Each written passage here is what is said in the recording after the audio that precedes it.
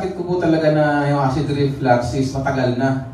Siguro po tiniis ko siya ng mga 10 years, yung tiniis ko siya yung acid reflux. Kasi noong una po, yung acid ko po parang paunti-unti pa lang siya nagpaparamdam.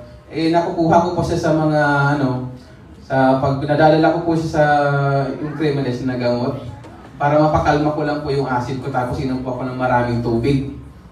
Ganun na po ginagawa ko lagi sa routine ko. Tuwing makakainom po ako ng soft drinks, ng kape, kasi sa mga coffee lover po dyan, no? Isa po akong coffee lover. Bali po sa isang araw dati, nakaka-5 na sa share ng kape. Dahil po yung stress natin, kailangan natin na may pampalipas sa oras dahil hindi naman po tayo naninigarilyo. Bali, doon na lang po natin parang pinupokus yung oras natin para mapalipas lang yung oras. Dahil po sa sobrang nating trabaho, yun po din natin naalalaman yung sarili natin na may health concern na pala tayo. Dahil hindi po natin kayang magpa-check up dahil yung nga po problema is pera. Tiniis po na matagal yon. At nung lumipas na po yung mga ilang taon na yon, nung napunta na po ako sa trabaho ko na to, ayun po nung may isang time po na may umaatake talaga yung acid ko. Parang laging hinahalo kayong sikmura ko. Tuwing umaga po is parang masusuka ko pag magtututbrush ako. Tapos po yung parang suka ko na wala naman akong maisuka kasi siyempre pagkagising po natin, siyempre magtututbrush tayo. Pero nung mga tempo na yun, yung napapansin ko sa sarili ko pagka nagtututbrush po ako, ang Colgate ko po is, yung Colgate kulay puti, pag buga ko po, kulay po close up na. Yun po yung mga na-experience ko. Pero di ko pa po siya pinapansin nung una kasi akala ko normal lang. Kasi minsan pag nagtutbrush tayo is, magdudugo yung gums natin, pero iba na pala yung nararamdaman ko as lumalala na pala.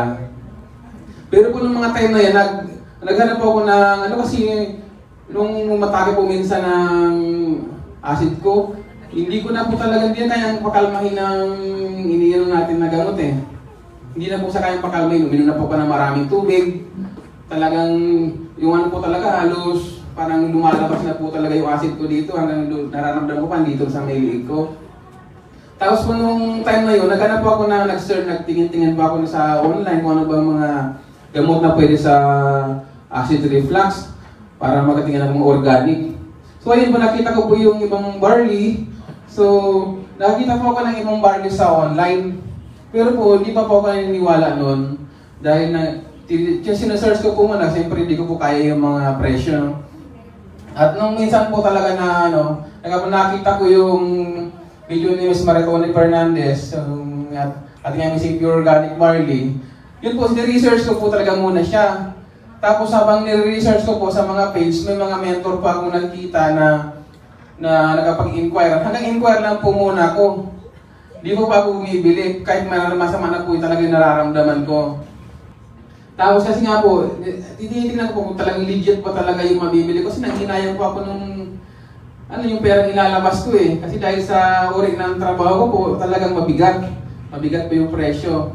Kung matutulog na po ako noon, yung naiglip na po ako, parang sinasaka na po ako bigla umatake yung acid ko. Tapos di na po ako makatulog. Sobrang nervous ko, pinagpapawisan po ako ng malamig na pawis. Talagang tumatagtak po talaga yung pawis ko. Ang ginawa ko po, bumangon ako tapos parang lumundag-lundag po ako noon. Kasi parang yung hininga ko po, andito na lang. Kasi yung acid ko po talagang lumalabas na. Tapos pag tumura po ako, maasid. Nalalasan ko po yung lura-lura ako, maasid talaga siya. So ayun po, nung time na yun, hindi na po ako natulog hanggang umaga. Ang ginagawa ko na po, sasandal sa upuan, medyo pipikit ng konti para lang magpahinga. Kasi galing po sa trabaho sa maghapon. Ayun po talaga nung, sobrang takot ko na po talaga. Lahat na po siguro santo, tinawag ko na eh. So sa sobrang nervous ko. Kasi po talaga parang sinasakal ako na hindi na ako makahinga. So ayun po, nag-barley na po ako noon. Ang inom ko po talaga sa umaga, tapos sa gabi.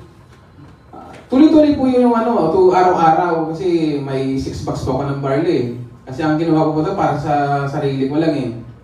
Kasi ang purpose ko para talagang, subukan ko talaga kung gaano talaga kagaling yung barley. Kasi sa mga nakikita ko sa mga testimony, halos ang gagaling ng mga testimony nila. So ayun nga po, parang magic talaga, no? Kasi nakadalawang box lang po ako ng Amazing Pure Organic Barley. Yung acid ko po, hindi ko na malayan. Bigla na lang po siyang nawala. As in, dalawang box lang po ng barley. Pero po, nung nung nawala na po yung acid ko, tinuloy-tuloy ko lang po yung barley. Bali, naging 1 sachet na lang po ako per day. Tuwing umaga po, yun na pong iniinom ko bago magkape. So ayun po, sobrang nga pong ganda ng ating company. Sa kape po, hindi na ako nang problema dahil may kape na tayo. Pinakagusto ko rin po yung yung kape macchiato ni Alberto.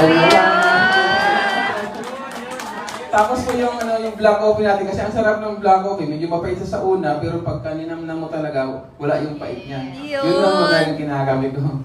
So dagdag ko na rin po pala nung dati pa po yan, may food allergy po ako pag nakakain po ako ng, halimbawa yung alimango, tapos yung